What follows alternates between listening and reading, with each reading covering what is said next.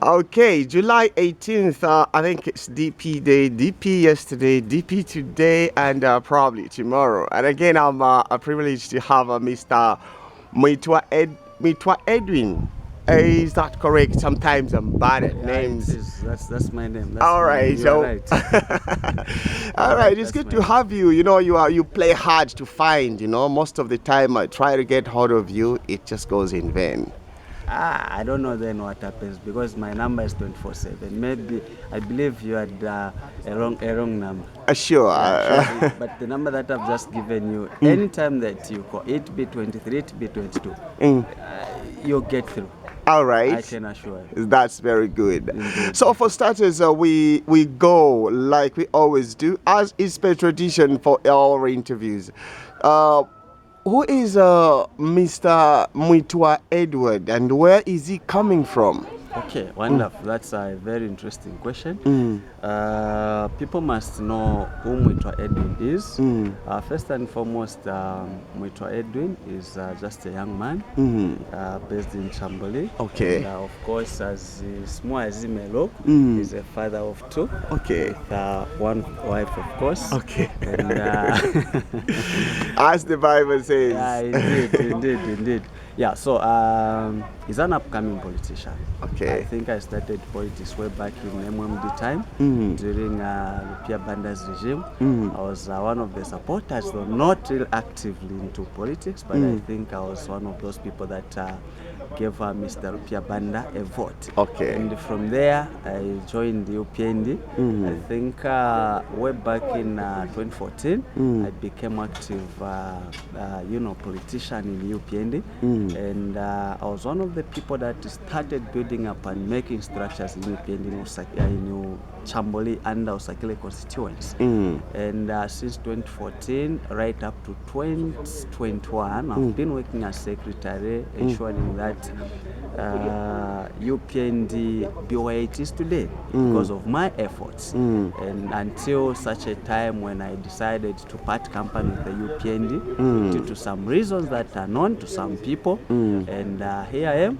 I'm in DP now working with Mr. Hari Kalaba, and I'm a councillor for Chamboli Ward, hoping to be voted into, which I'm sure I will. Okay. On the 12th of August 2021. You were adopted as an aspiring candidate for councillor position on the UPND ticket, but hours later the story was told differently. What's your take on that? Well, you've put it rightly. I'm sure during the adoption time on the 12th of April, you were there. I remember you came with a certain lady, and I was interviewed by you. And I'm sure you are aware of all what happened and what transpired. Yeah, it's true that I was adopted as a councillor on UPND ticket for Chamboli Ward. And just a few days later, we just discovered that things have changed here and there. There was some dubious news here and there. But all what happened can be translated into corruption. Yeah, because of corrupt leaders that we have in the UPND. I think UPND guys don't mean well, especially the dis chairman and also the constituency chairman. I'm not afraid to say that because these are the people that played the game. They tried to play smart, but at the end of the day, everything came out on the open, and everybody knew to say this is what has happened. Okay. Because from the word go, a councillor is adopted by the ward. Okay, the role of the constituency is just to ensure that what the ward has decided, they supplement. But surprisingly, what we saw in UPND was different. Okay. When the wards adopted, then they also organized another meeting to say, no, the decision you made was wrong, so we are going for this, we are going for that, which was, it was bad. It was bad.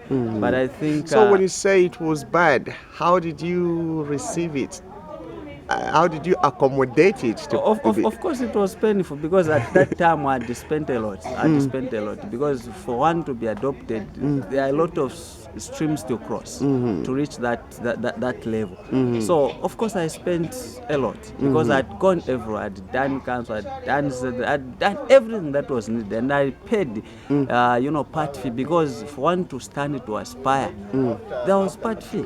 Okay. Which I paid. And people had confidence in me, and people were disappointed. So I was broken. Okay. But when one door closes, definitely the other one opens. So yeah, I'm comfortable now. Oh, it great. was painful because I really loved UPN. But I don't regret, because even where I am, I'm comfortable. Okay. Yeah. So coming back to Chamboli ward, the area where you are standing as councillor, obviously, no doubt there are problems there. Maybe I'll leave it to you to highlight some of the critical or major problems prevailing in that area. Wow, it's true. It's something that we cannot dispute. There are a lot of problems in Chamboli. And one of the major problems that has even compelled me to stand as councillor, first of all, I'll start with the garbage. Because the moment you enter Chamboli, you'll be welcomed by garbage, which is piled all over. You can't buy something on the street and eat because of the garbage, the litters all over. And cleanliness is next to godliness. So if you are living in a filth environment, then even your health will be compromised. So as a civic leader, a local civic leader, I think it is my duty to ensure that Chamboli becomes one of the cleanest townships that we have here in the Copper Belt, if not in Kitwe. Yeah.